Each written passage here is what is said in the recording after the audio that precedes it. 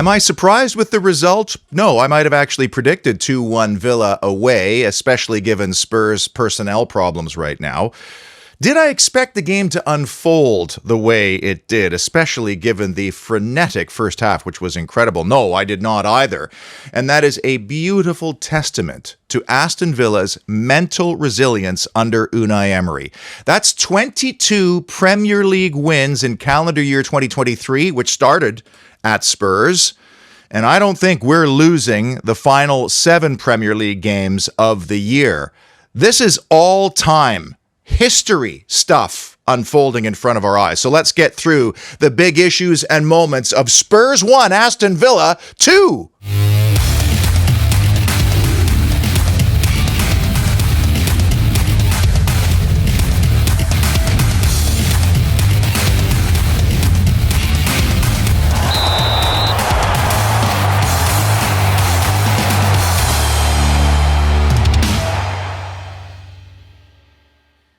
Did you also get a very gloomy, sinking, sort of worried feeling when word came out not hours before kickoff that Terry Venables, the legendary Spurs architect and builder, had passed away at the age of 80? I mean, it just felt like, oh, you've got to be kidding. We have to battle this now as well. A revered character in the game. I don't even know who Aston Villa's equivalent would be to Terry Venables, because he was like the creator of an identity for that club. Sure, Saunders and Barton won things for us, but did they create an identity? That's a debate for another day. Regardless, he was gone hours before a huge game at home against a table neighbor. And one can be forgiven for feeling not very confident with the way that game started, the chances they created, the momentum that was building, the way the crowd was into it, despite the fact we had 2 glorious chances through Cash and Torres, and then, of course, the disallowed Watkins goal. Kindly supplying video footage from Tottenham Hotspur Stadium for us were 2 of Samir's soldiers, let's call them apprentices, Adam and Dominic Marsh, not related, but let's still call them the Marsh brothers just for fun. They play football with Samir. The stadium is becoming a very happy hunting ground for Villa. 2 wins there in a calendar year, and we had the victory at the end of 2021. And was it just me, or did the volume within the ground seem to tail off quite significantly in the second half as Villa wrestled some of the control back? And you could start hearing the Villa support far more clearly as that second half wore on. I welcome you to the Holy Trinity Show, which features the 3 key issues or moments that defined Spurs 1, Villa 2, and there were so many key moments in this match, as well as overarching big themes in the High Line Derby, which turned into the VAR laser line offside derby. And with the key numbers, I wanted to look at duels which were drastically different from the first to the second half. In the first, it was 57-43 percentage-wise in favor of Spurs. And in the second, we wrestled that back and made it 51-49 in our favor. Yes, I know slim, and I know it's also just one indication of the match overall, but something did change in that second half that allowed us to get a better foothold of the game. Big moment in this game was the Cash withdrawal of Rodrigo Bentancur after the Matty Cash tackle in and around the 25th minute or so. Rodrigo Bentancur, up until then, had won 3 out of 3 of his ground duels. He was 1 for 1 on tackles. He has a fantastic range of passing. He is pivotal to Tottenham being able to commit as many men forward as they do. And on a team that's already depleted through injury and suspension, losing him at that stage of the game was a huge blow. And I have to think that the yellow card to Cash played a major factor in his withdrawal at halftime, and maybe he was even a little bit lucky to get away with another tackle after this one about 15 minutes later. Big issue, Diego delivered. I'd love to know the thinking behind the changes to this starting 11 from the one that started against Fulham, because maybe Leon Bailey took a knock. He wasn't ready to participate in this game. You would have thought that Yuri Tielemans might have come right back in and played that same role that he did against Fulham on the left-hand side. Was it because Unai Emery was trying to make sure Diego Carlos could get into this squad for his very calm and composed passing, which was a factor in this game? In fact, This was another Premier League start for Carlos, his first since Wolves, and the one thing I noticed right away was just how soft his feet are at times. I mean, there were moments in that half where it was totally chaotic and it just fell to him and the ball stuck to his foot, and then he made the assured and confident first pass out. Maybe they were looking for his long ball ability in a transitional game, who knows? But I thought the entire back line was extremely composed given the circumstances they were put under, and Carlos was very good. The other thing I noticed about Carlos in this game was how effective he was in covering ground quickly. Like his sprints into open spaces, of which there were many in the second half because the game was starting to get a little bit stretched, but he looked good on those sprints, and he effectively delayed the attack, which is a critical element of defending. But then he gets into position, gets his spacing right, gets low, gets nimble, and is patient. Textbook defending. And a healthy and confident Diego Carlos for us is such a huge bonus, because I truly believe this guy would have been on that Brazil roster in Qatar had it not been for the injury. Big issue, and it could have also been the number one issue had things turned out differently, but transitional troubles. You would have thought in a game like this with a lot of back and forth that one of the keys would have been winning the ball in midfield and then sending your team on the counterattack, which is what Spurs likes to do, but so do we, and they had our number in this regard. And with that forward line of Sung, Johnson, Heel, with Kulusevski playing almost a free role, and all four of them combining and opening us up time and time again, I don't know how we managed to survive it. And what was surprising to me was where we needed to exploit Spurs was the fact that they had to completely turn over their midfield and backline, and we simply could not cope with it. We could not cope with the lack of time or the lack of space, despite the fact that we did have our preferred and stable midfield and backline playing together. When you have to defend as much as we did in that first half, because the possession stats were 64-36 in favor of Spurs, that's 2/3 of the game's possession. That's taxing. And we simply could not find an outlet ball or hold it up at times to just take some of the pressure off. And Big Ange demands pressing all over the park, and it worked. They even shut Emiliano Martinez off. Do you notice they left a guy behind our back line often to close that avenue of escape, because that's what we like to do? And in fairness to Moussa Diaby, great player, but in a chaotic and crowded kind of midfield, physical duels are not his thing.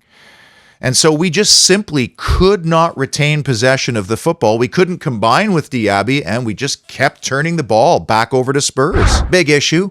Emiliano Martinez is the greatest goalkeeper in the world for a reason. We talk an awful lot about the biggest and most intense derbies in the world. If you don't have Argentina and Brazil near the top of that list, especially for World Cup qualifying at the Maracana, then your list is wrong.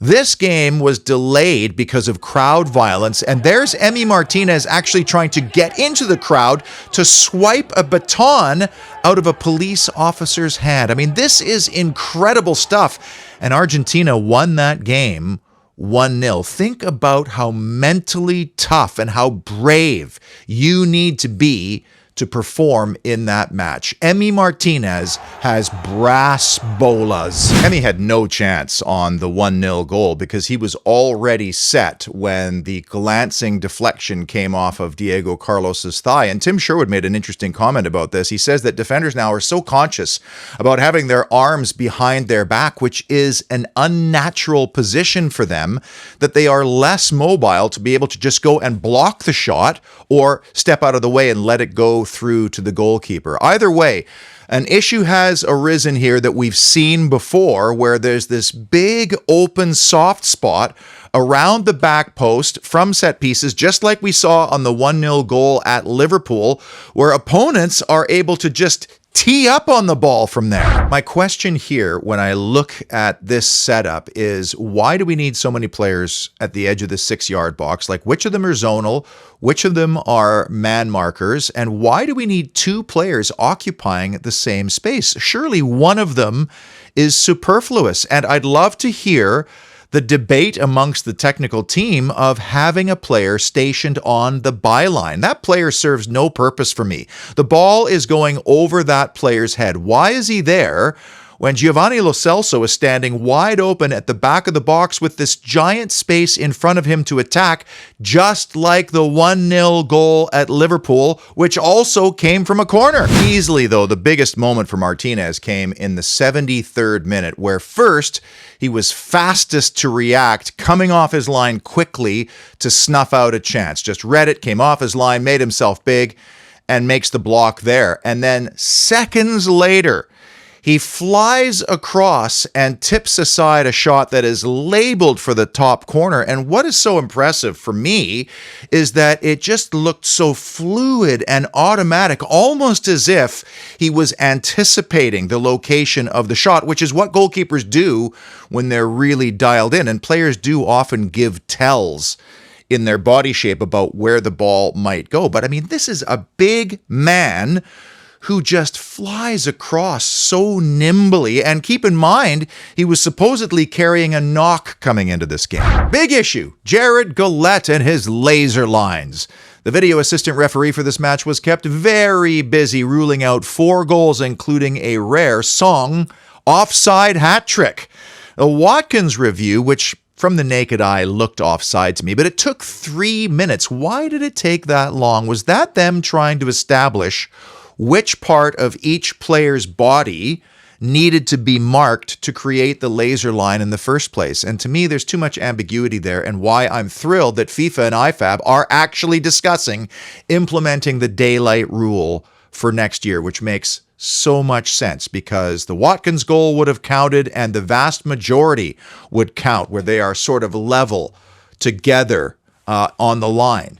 My question, though, is how will the new interpretation change the behavior of defenders, and how will it affect Aston Villa's high line? Because right now, we lead the league in catching players offside. Big-ish issue, Bouba's ban. The yellow card accumulation suspension that was looming over the heads of Luka Dean, Douglas Luiz, and Boubacar Kamara finally came to a head as Kamara was booked for basically his first foul in the match, and so now he'll miss the visit to the Cherries. I guess the silver lining is we now know he could play 90 full minutes on Thursday against Legia, which is a huge match, and then he'll be back in time for Manchester City. But still, Douglas Luiz and Luka Dean and now Matt Cash have to be on their best behavior with all these really big games coming up in the Prem. Wonderful moment seeing Jacob Ramsey return to the park, even if it was for just a brief stint. We have 9 matches in all competitions between now and the new year. If we're going to navigate those horrendous, awful, choppy waters, we need all hands on deck. And if Jacob Ramsey can just get back even to last year's levels, or somehow over the weeks and months ahead exceed those levels, well, then we have a major asset on the left side of the park, and we have solutions and options in other areas of the field as well. I saw a great debate on social recently. Would you take Jack Grealish back at the expense of Jacob Ramsey? And my answer is absolutely not.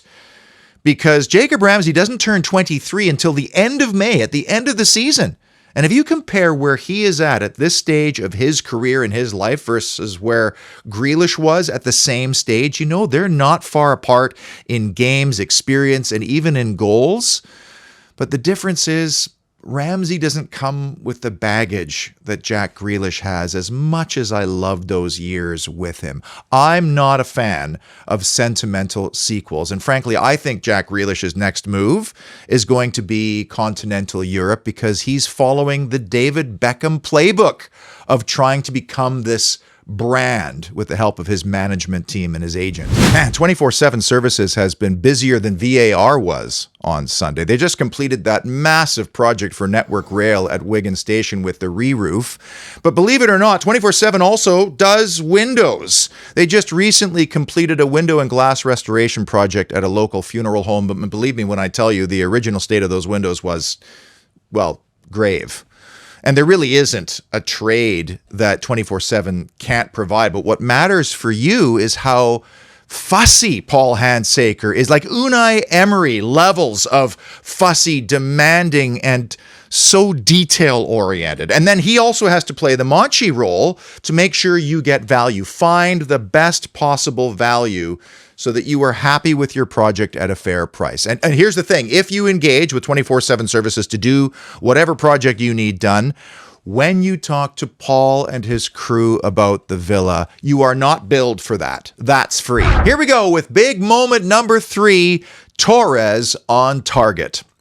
There's a fair argument to be made here that this could have and should have been the number 1 moment of this match simply because of the timing of it. When you score that deep into stoppage time, you give your own side tremendous belief despite being battered after 45 minutes, whereas you put some doubt in the mind of the other team who, of course, were 1-0 up against Wolves in their previous outing. And then, of course, if you're the manager and you get scored on or you score that deep into first half stoppage time, well, you got to tear up your entire team talk and start all over again. In fact, while this goal was being reviewed by VAR, Unai Emery was already in the locker room and consulting with his technical team over some of the analysis from the first half to know what kind of changes to make at halftime. This was a monstrous moment in the match. Unai Emery tells Douglas Luiz that at this stage, it's probably the last action of the first half, so get everybody forward and attacking this and try to put the ball in the right place. And then Douglas Luiz offers up an absolutely world-class delivery, starting with the pace and the shape he puts on the ball, which he does by torquing his body like some kind of uncoiled spring, like a snake recoiling and then snapping. And because it has so much pace, the goalkeeper cannot come out and attack it. And because the line is playing so high, he was inviting his teammates to get onto it. And not to mention, when the ball has pace, well, Pau Torres has less to do. He just has to make good connection rather than having to use all his muscles in his body to put power on the header. But the accuracy of this ball as well. He's put it in a place where nobody can get it other than Pau Torres. This is just sublime. And then, of course, there's the finish. The irony is that Pau Torres probably should have scored 50 minutes earlier on a similar chance just from the other side of the park with an equally beautifully played in ball by Luca Dean, and he just gets his angles all wrong. But that was the easier of the chances. And wasn't I just saying on a recent show how important it is to get goals from central defenders because they are game changers? And between the league, Pau Torres has 2 goals, and the Conference League, we've now had 3 central defenders score with their heads. Clement Lenglet's wrongly ruled out, as we found out this past week. The officiating crew had to apologize to Aston Villa, apparently. Yeah, no kidding, it was the wrong decision, but still, this is a good sign. Let's keep this rolling. Big issue number 2, interval intervention. There's a debate to be had here that this could be the number 1 issue of the match because it changed the course of the match. Withdrawing Matt Cash from this game was pretty straightforward, given that he was playing slightly out of his usual fullback position and he was on a yellow card. So bringing in Leon Bailey was probably a straightforward decision, even though he suffered a knock on Jamaican national team duty and might not have even been considered for 90 minutes in this game.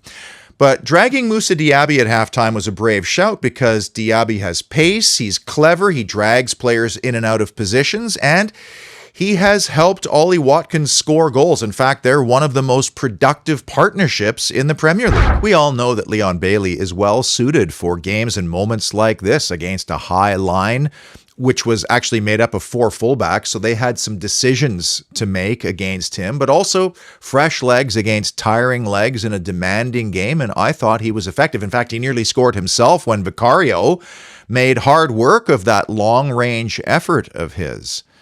And it was interesting that Nicolo Zaniolo wasn't even featured in the squad for this game, but Big Tim was. Will Big Tim get a chance to feature either through the end of this year somewhere Or is he another one of those young players with high potential that the club would consider selling on or at least loaning to try to bring other players in? That's certainly one to watch for me. Youri Tielemans was asked to play a role that was not dissimilar to the one he played at AZ Alkmaar, where he was the closest midfielder to Ollie Watkins, almost like a number 10. And the reason why we brought him in the summer in the first place was to help retain possession, make the correct pass at the correct time. His range of passing helps open the field up, and his just general game IQ can literally help dictate the tempo of this match. And I think based on the evidence, it worked. Even though his 45 minutes were not spectacular statistically, he wasn't great at ground duels or tackles won or all those kinds of things, but he took up clever positions that forced the opponent to make uncomfortable decisions. And obviously, he was pivotal in the game's defining moment. And the number one big moment that defined Spurs 1, Villa 2, game-winning Watkins. Would this goal have come around had Unai Emery not made those changes at halftime? Because Youri Tielemans had a major role to play in the goal. And would this have been a winning goal had Pau Torres not scored deep into first half stoppage time? These are the moments I talked about recently, like pathways in the forest. A moment occurs that changes the course or direction of the game and potentially its outcome. And what is so impressive to me about this victory, as I've said so many times on this show, it is hard to win away from home in the Premier League, especially when you concede first. And Villa did not give up on the game despite being heavily outplayed in that first half. This goal was so exceptional for a number of standpoints. First of all, it came from a throw-in, so not quite a set piece, but a restart. And 7 passes later, Ollie Watkins scores because of the time between his first touch and the release being so minimal, like split second. Didn't give the goalkeeper a chance to get set. And when you look at where the ball ended up in the goal, it wasn't nestled just inside the far post from Watkins' viewpoint. Far from it. And then he was, 16 or 17 yards away. I mean, from foot to where the ball crossed the goal line. He was just inside the box when he releases it. So he wasn't close in even. It was just how quickly he snapped the shot off that allowed for Villa to score. For Watkins, that's now 3 goals in 4 games at that stadium. And for Villa, that's a 3-point win that puts them within a win of first in the Premier League, if you can believe it.